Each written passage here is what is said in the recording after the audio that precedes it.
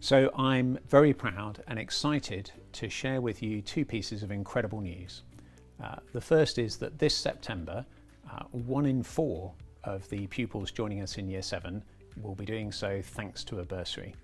And the reason for that is not unconnected with the second bit of incredible news, which is thanks to the generosity of the whole Latimer community, our Inspiring Minds campaign has now raised the astonishing total of £40 million. Now, when I started here as head in 2012, there were about 96 students on a bursary. That's fewer than 1 in 10.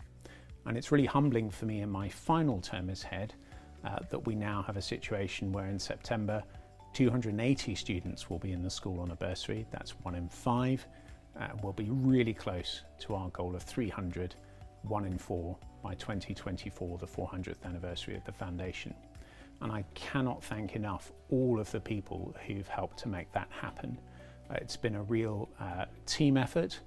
Pupils, staff, parents, alumni, all members of the donor community.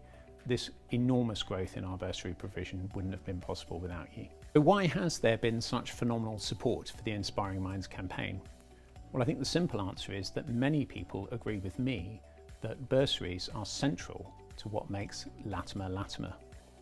In the first place, for the bursary holders, there are very obvious benefits. We have the ability to reverse the well-documented attainment gap between the brightest pupils from poor backgrounds and the brightest pupils from privileged backgrounds.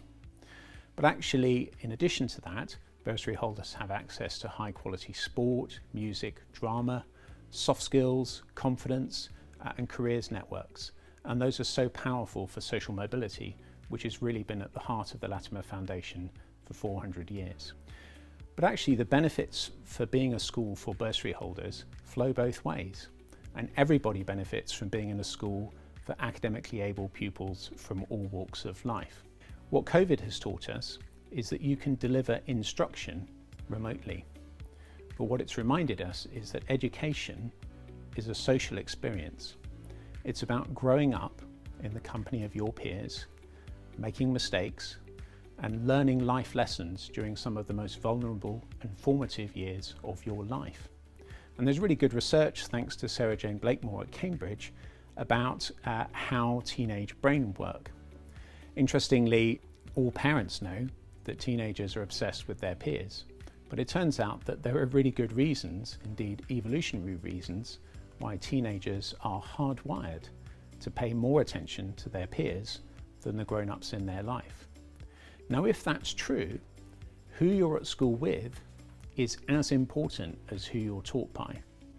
And that's why a Latimer education is so distinctive. And finally, the last decade has really been a labour of love for me personally. As many of you will know, I grew up on Freston Road, named after, appropriately enough, named after Edward Latimer's ancestral estate.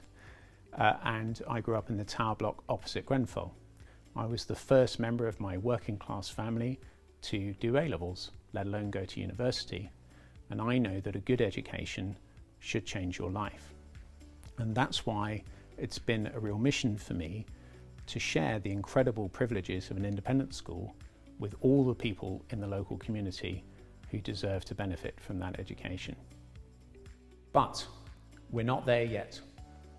Our aim is to achieve 1 in 4 of the whole school by 2024. That's 300 pupils. And so we've still got a little way to go. And actually that in itself is a milestone in the school's long-term and ultimate ambition to become truly needs blind for all of our families.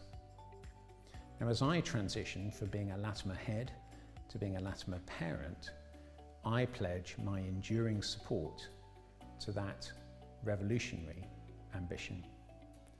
And in the meantime, from the bottom of my heart, thank you.